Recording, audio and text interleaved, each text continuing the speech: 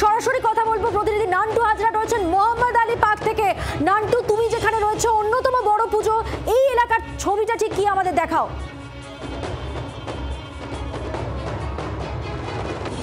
দেখো, তোমাকে জানিয়ে রাখি যে একটা ভয়ানক পরিস্থিতি এই রাস্তা, তার কারণ তোমাকে যদি ছবিটা প্রথমে দেখাই, তুমি ছবিটাই দেখতে পাচ্ছ যে কি অবস্থা রয়েছে এই মুহূর্তে। সকাল থেকে যে জলের ছবি আমরা দেখাচ্ছি, সেই জলের ছবি পাশাপাশি এখন দুপুর হয়ে গেছে, এখনো পর্যন্ত প্রায় তুমি দেখছো সামনে যে লোকটি রয়েছে হেঁটে আসছেন, তার তুমি দেখতে পাচ্ছ একেবারে হাঁটুর উপরে জল রয়েছে। এবং শুধু দেখো যে অ্যাম্বুলেন্স যে আসছে, একটি অ্যাম্বুলেন্স আসছে, তার চাকা পর্যন্ত এই মুহূর্তে জলের তলায় রয়েছে। অর্থাৎ কি ভয়ানক পরিস্থিতি, এবং দীর্ঘ একটা জ্যাম রয়েছে এই রাস্তায়। এবং সেই জল, আর তোমাকে যদি বলি যে এখানে যদি গাড়ি না চলতো তাহলে কোনোভাবে বোঝার উপায় ছিল না যে আদৌ এটি একটি রাস্তা নাকি একটি নদী। তুমি দেখবে একেবারে ঢেউ খেলছে একদম রাস্তায়, গাড়ি যখন আসছে ঢেউ খেলছে, অর্থাৎ একটা নদীতে যেরকম ঢেউ দেখা যায় ঠিক সেই রকমই ঢেউ খেলছে এই জল, মানে এত পরিমাণ জল রয়েছে। এবং গাড়ি একটা সাইড থেকে আসছে, অ্যাম্বুলেন্স যাচ্ছে, এবং তার পাশাপাশি বহু গাড়ি রাস্তায় খারাপ হয়ে যাচ্ছে, যার ফলে কিন্তু একটা দীর্ঘ যানজট তৈরি হয়েছে। এবং তুমি দেখবে যে একেবারে কি পরিমাণ জল রয়েছে।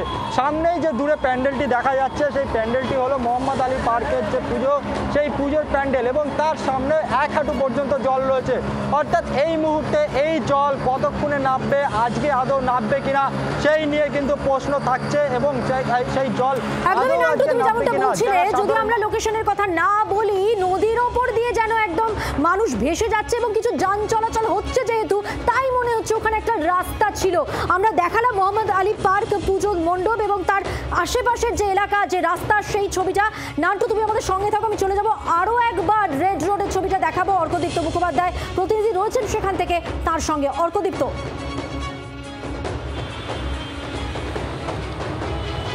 মধুবন্তী, দেখো এটা হচ্ছে রেড রোডে যাওয়ার রাস্তা। পিটিএস মোড় থেকে ময়দান যে রেস কোর্স আছে আমাদের, সেই রেস কোর্স ধরে রেড রোডের যে কানেক্টিং রাস্তা, সেই রাস্তার উপর দাঁড়িয়ে আছি।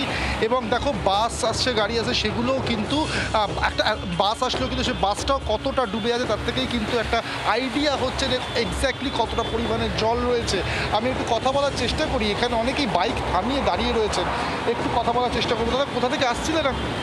আমি তো যাবো, আসছি লেকটাউন থেকে, যাবো টালিগঞ্জ। টালিগঞ্জে যাবেন। এই যে জল এতটা পরিমাণ, কতক্ষণ এখানে দাঁড়িয়ে আছেন? মানে বাইক 1 ঘন্টা হতে যায়, 1 ঘন্টা হতে যায় দাঁড়িয়ে আছে। 1 ঘন্টা ধরে দাঁড়িয়ে আছে। সিচুয়েশন এখনো কিন্তু জল নামার কোনো লক্ষণ দেখছি না, মানে আরো অনেকক্ষণ দাঁড়াতে। একটু কমেছে, একদম সামান্য জল কমলো, একটুখানি কমলো আর কি বলতে গেলে। আপনি কতক্ষণ দাঁড়িয়ে আছেন? আমি তো 15 মিনিট এখানে হলো। আমি যাব তপসিয়া, আমি ভাবলাম পার্ক সার্কাসের ওখান থেকে যাব, ওখানেও দেখলাম 1 হাঁটু জল। ওখান থেকে বেরিয়ে সামনের ভিক্টোরিয়ার ওই পাশের রাস্তাটা দিয়ে যাবো ভাবলাম, ওটাও জাম। তারপর 1 হাঁটু জল, ওখান তো যেতে পারলাম না, ভাবলাম এখান থেকে বেরোবো, এখানেও জল। একটু ওয়েট করতে পারি, জল যদি নামে তারপর যাবো। 3 দিক দিয়ে উনি চেষ্টা করেছিলেন, তিনি কোনো দিক দিয়ে যেতে পারেননি। মধুবন্তী, পরিষ্কার হচ্ছে ওনার কথা থেকেই যে ঠিক কতটা জল রয়েছে সমস্ত একদমই অর্কদীপ্ত। অর্থাৎ যারা বাধ্য হয়ে আজকের দিনে রাস্তায় নেমেছেন, তারা ভেবে পাচ্ছেন না কোন পথ দিয়ে তাদের গন্তব্যে পৌঁছবেন। একেবারে এই অবস্থায় এতটা সময় কেটে গেছে, পরিস্থিতি কিন্তু এখনো বদলায়নি। বৃষ্টির ব্যাপকতা সেটা কমেছে ঠিকই, কিন্তু এখনো পর্যন্ত সেই অবস্থায়, সেই স্বাভাবিক অবস্থায় কিন্তু কলকাতা ফিরতে পারেনি। আগামী সময় কি হতে চলেছে সেই নিয়ে উদ্বেগে প্রত্যেকেই আমরা। বাজে কদমতলা ঘাটের ছবিটা আপনাদের দেখাবো, সেখানে মাইকিং করা হচ্ছে, সেখানে সতর্কতা জারি করা হচ্ছে। বাজে কদমতলা ঘাটের ছবি আপনারা দেখতে পাচ্ছেন। এই মুহূর্তে যে ছবি দেখছেন, সেখানে ঘাটের আশেপাশে মাইকিং করা হচ্ছে। আরো বিস্তারিত জানাচ্ছেন, আমাদের সঙ্গে রয়েছেন আমাদের প্রতিনিধি টেলিফোন লাইনে অর্ণবাংশু নিয়োগী। অর্ণবাংশু, মধুবন্তী, দেখো যেমন কলকাতা জলমগ্ন, তেমনি কিন্তু গঙ্গা জলের স্তর অনেকটাই বেড়ে গিয়েছেন। অনেক সাধারণ মানুষ তারা প্রতিদিন গঙ্গায় স্নান করতে যান, সেই জায়গায় দাঁড়িয়ে রিভার ট্রাফিক পুলিশের তরফ থেকে বারবার ধরে মাইকিং করা হচ্ছে যে আপনারা বেশি যাবেন না, বেশি গভীরে যাবেন না, আপনারা ঘাট থেকে স্নান করে নিন। এই সতর্ক করা হচ্ছে, কারণ যদি হয়তো জলস্তর বেড়ে গেল, আবার জোয়ার এলে কিন্তু অনেক সমস্যায় পড়তে হবে। সেই কারণেই কিন্তু রিভার ট্রাফিক পুলিশ তারা প্রতিটা ঘাটে, বাজারকদমতলা ঘাট, জাজেস ঘাট, বাবুঘাট, প্রত্যেকটা জায়গায় তারা মাইকিং করে বলছেন যে আপনারা সতর্ক হয়ে স্নান করুন, বেশি কিন্তু স্নান করতে এই গঙ্গার মাঝখানে যাবেন না, এই বার্তাই দেওয়া হচ্ছে পুলিশের তরফ থেকে। ধন্যবাদ। কথা বললাম প্রতিনিধি অর্ণবাংশু নিয়োগীর সঙ্গে। বাজা কদমতলা ঘাটে মাইকিং করে সতর্কতা। ভয়ঙ্কর এই পরিস্থিতি থেকে চিংড়িঘাটার ছবি আপনাদের দেখাবো, উত্তর থেকে দক্ষিণ ভাসমান কলকাতার ছবি আপনাদের দেখাচ্ছি। এবার দেখাবো চিংড়িঘাটার কি পরিস্থিতি। পুজোর আগে ভয়ঙ্কর পরিস্থিতি কলকাতার। রাতভর টানা বৃষ্টি আর এই বৃষ্টিতে একেবারে বিপর্যস্ত জনজীবন। নিউ টাউন থেকে সেক্টর 5 হয়ে চিংড়িঘাটা, প্রত্যেকটা জায়গায় একেবারে এক হাঁটু সমান জল। এবং এই মুহূর্তে আমি রয়েছি চিংড়িঘাটাতে। চিংড়িঘাটার ছবিটা যদি দেখানো যায়, একেবারে এখনো পর্যন্ত চিংড়িঘাটা থেকে সেক্টর 5 পর্যন্ত বিস্তীর্ণ এলাকায় এই মুহূর্তে জলের তলায় বলা যেতে পারে।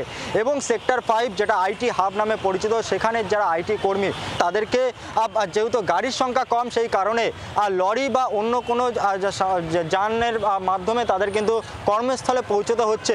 একদিকে যেমন পাম্পিং মেশিন চালিয়ে এই জল সরানোর চেষ্টা করছে কর্তৃপক্ষ, ঠিক তার পাশাপাশি এই যে জল, সেই জল এখনও যে পরিমাণ জল রয়েছে, এই জল নামতে কিন্তু এখনও বহু সময় লাগবে বলে এমনটাই মনে করা হচ্ছে। জি 24 ঘন্টার জন্য ক্যামেরায় দীপের সাথে নান্টু রিপোর্ট, সল্টলেক। বাংলার আওয়াজ, বাঙালির আবেগ, জি 24 ঘন্টা।